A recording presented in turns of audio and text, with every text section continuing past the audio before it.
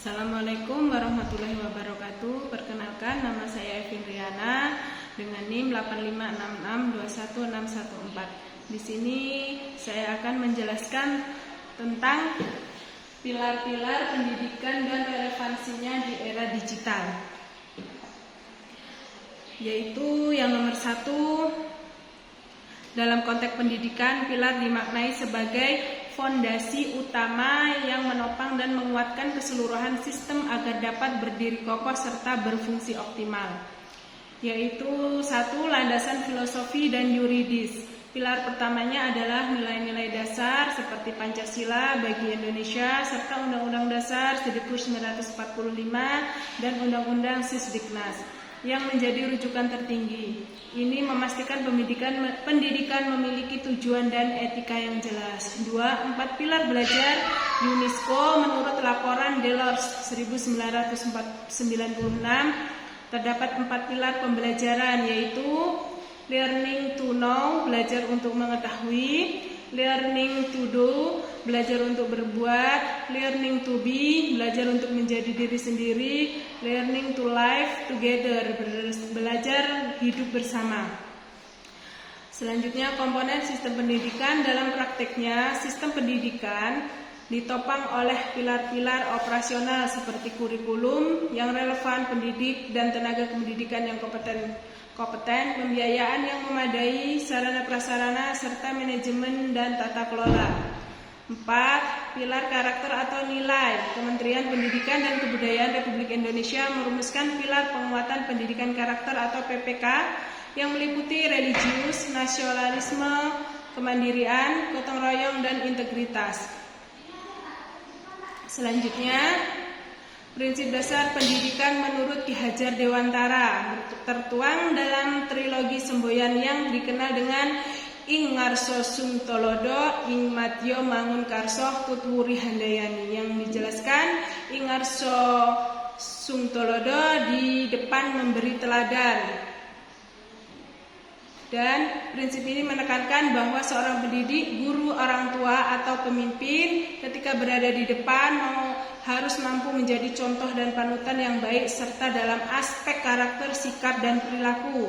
Ing Madya Mangunkarso artinya di tengah membangun semangat, yaitu fasilitator yang aktif, bukan sekedar menyampai materi. Saat berada di tengah-tengah murid, guru harus mampu menumbuhkan ide, membangun inisiatif, dan membangkitkan semangat semangat belajar bagi positif dan konstruktif.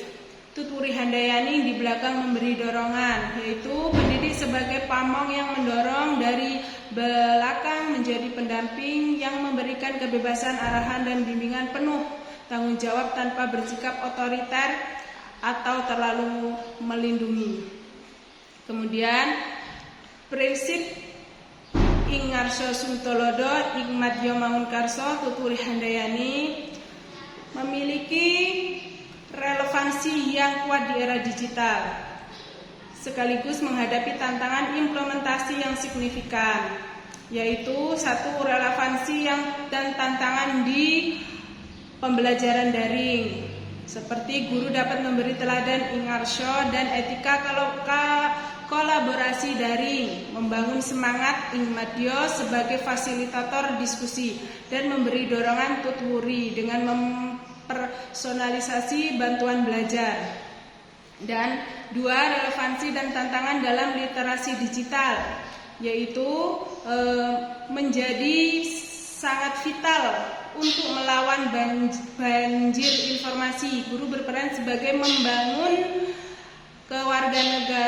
kewargaan digital yang kritis dengan mempraktikkan langsung, memverifikasi berita, fact checking, mencantumkan sumber dan menunjukkan cara berinteraksi yang santun di dunia maya.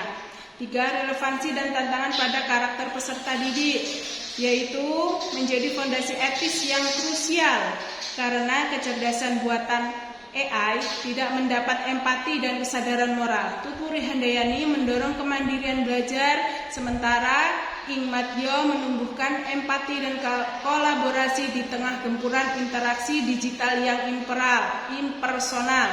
3. Relevansi dan tantangan pada peran guru, yaitu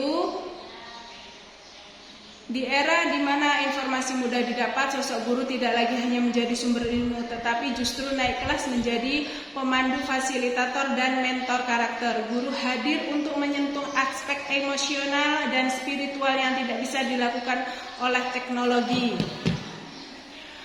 Pilar-pilar pendidikan dan relevansinya di era digital, yaitu dari uraian di atas menyadarkan bahwa pilar bukanlah konsep mati yang hanya dihafal, tetapi kompas hidup. Jika kita benar-benar menjadikan pilar sebagai tiang penyangga, bukan sekedar slogan, maka persoalan literasi, karakter, dan kesenjangan akan perlahan menemukan jalan keluar. Tantangannya adalah keberanian untuk mengubah kebijakan, memperkuat kapasitas guru, dan mengendalikan pendidikan pada tugas utama, yaitu memanusiakan manusia. Terima kasih.